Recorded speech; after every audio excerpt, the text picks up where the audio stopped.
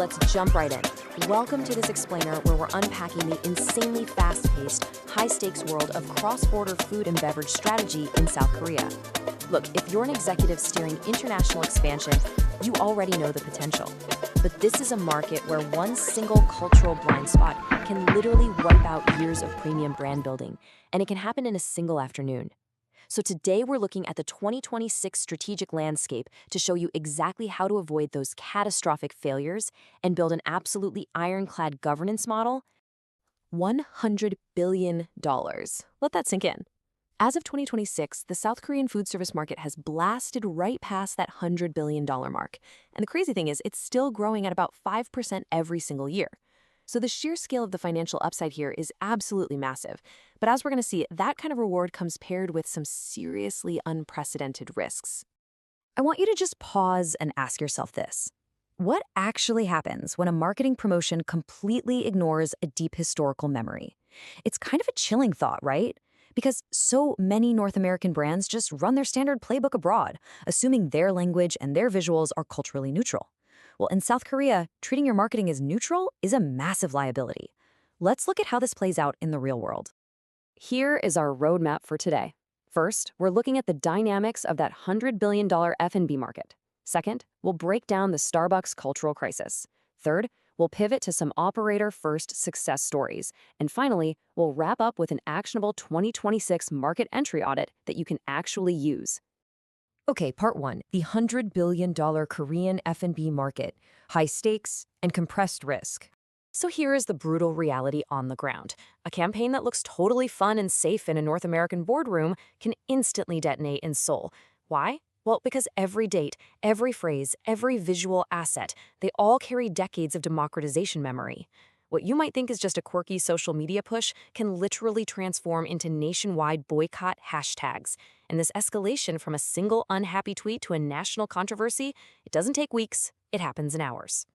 Which brings us to part two, the Starbucks cultural crisis. This is a major cautionary tale.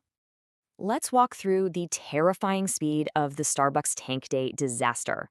This whole timeline is measured in hours, not days, so Starbucks launches a tank day promotion on May 18th. Now, that date is incredibly sensitive historically in Gwangju, and the promo inadvertently insulted victims by evoking the military vehicles that were used to crush democracy protesters. Within hours, literally hours, the social backlash was deafening. The outrage spiked so incredibly fast that it actually prompted President Lee Jae-myung to condemn the campaign publicly. Shinsegae Group had to immediately fire the CEO and issue national apologies. All of this went down before a centralized HQ team would have even finished drafting their first press release. And the cultural damage was profound. It was so deep that it birthed a brand new slang term, talbuk, meaning quit Starbucks. Civic groups didn't just see this as a bad ad. They labeled it managerial ignorance of history. And to make it infinitely worse, the campaign copy explicitly told consumers to hit a desk with a talk sound. That specific sound effect, that onomatopoeia, directly mirrored a really notorious 1987 dictatorship torture cover-up. This wasn't a fleeting Twitter storm. The brand name itself was turned into an active verb for an organized nationwide consumer exit. Democratization memory is simply a non-negotiable baseline. So you have to ask, how does a global giant let this happen? Well, Starbucks' failure wasn't just a rogue creative team. It was a massive, systemic governance flaw. They openly admitted their materials lacked rigorous internal review. They had incredibly weak approval gates for creative assets in one of their biggest flagship markets. Crucially, there were absolutely no formalized local veto rights to just pull the plug on the campaign. And their escalation processes? Built for days, while the risk window in Korea is just hours. This really boils down to a core structural clash, centralized HQ control versus governed local autonomy. When offensive copy hits the public, it screams to the market that your governance is optimized for a global calendar, not for local risk management. Centralized HQ tends to treat things like English slogans as just harmless decorations. Governed local autonomy, on the other hand, gives your local operators hard veto power. It builds an active cultural firewall. So who's actually getting this right? Let's look at Section 3, Operator First Success Stories, specifically Shake Shack and Texas Roadhouse. I absolutely love this number, 3,500. This is the undeniable, hard proof that an operator-first model works. When Shake Shack opened its Gangnam location, it became their top-performing outlet globally in its very first year. They were churning out up to 3,500 burgers every single day, and they definitely didn't achieve that by rigidly enforcing a centralized North American playbook. They did it by totally leaning into local expertise. Let's break down Shake Shack's winning playbook because it's brilliant. Step 1, partner selection. They went with a massive local powerhouse, SPC, beating out over 30 rivals. That gave them instant premium real estate and supply chain access. Step 2, Korea-exclusive innovation. They didn't just export New York nostalgia. They built localized menu items that acted as a cultural firewall. And step 3, dedicated governance. SPC actually spun up a completely separate entity, Big Bite Company, just to protect and grow the brand. SPC killed it so hard with this model that they ended up securing the exclusive rights to bring Chipotle to Korea in 2026. Then, you've got Texas Roadhouse, and they played a genius staged entry strategy. They didn't just drop expensive standalone stores right out of the gate. In 2020, they entered strictly through Hyundai premium outlets.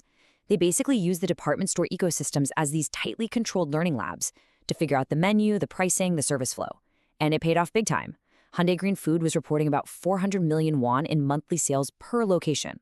Once the economics were totally proven out in the labs, they went big, launching a massive 505 square meter street-front flagship in Jomsil in 2026.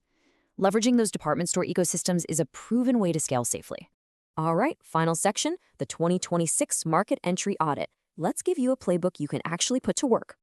If your market strategy is defaulting to a North American perspective, you are going to misread Seoul entirely. So here is the framework. On the pre-entry side, you've got to rigorously audit your operator's capabilities using real benchmarks, not just looking at their store count. You need to validate your format fit and your digital readiness. Post-entry, that's where you absolutely need lockdown crisis governance, clear communication chains, a strict cadence for menu experiments, and total alignment with those local landlords. So what are the actual numbers we should be hitting? Let's talk hard metrics. You need to track 3 things, starting with metric 1, operator innovation share. Your target is getting 20 to 30% of your entire menu and promotional calendar driven by your local operator, and you want to hit that within the first 24 months. The big goal? You want at least one Korea-specific hero item driving roughly 10% of your total sales. That is how you guarantee your operator is keeping the brand culturally relevant. Okay, metric 2. Honestly, this is your safety net, your critical governance metric. Within 12 months, you need to hit at least 90% local veto compliance. What does that mean? It means almost every single major national campaign is reviewed, heavily scrutinized, and explicitly approved by local cultural leads before anything goes live. You want to push that to 100% over time. This is literally the circuit breaker that prevents a Starbucks-level disaster. And finally, metric 3, your omni-channel fit mix. Fast forward 18 to 24 months, and you need at least 30% of your sales coming from outside the traditional standalone dine-in model.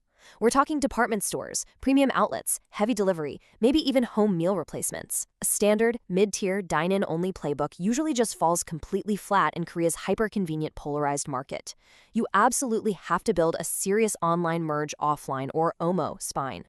I want to wrap up and leave you with this final thought. Treat South Korea as a checkbox and you will misread history, culture, language, or digital ritual. Treat it as a flagship lab with disciplined operators, clear governance, and a serious OMO spine, and you gain your strongest proof point for cross-border success. So think about your own international expansion roadmap right now. Are you actively building a cultural firewall, or are you just sitting there waiting for your marketing calendar to detonate?